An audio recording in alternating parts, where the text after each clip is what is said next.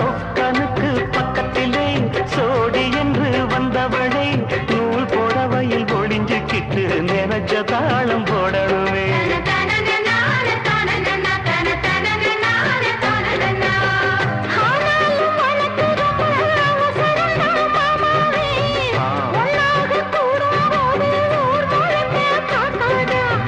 பார்த்தாலும் தவறு இல்ல பனியுறங்கும் ரோசாவே உன்னால சொத்த வச்ச மூக்குலதான் வைக்காத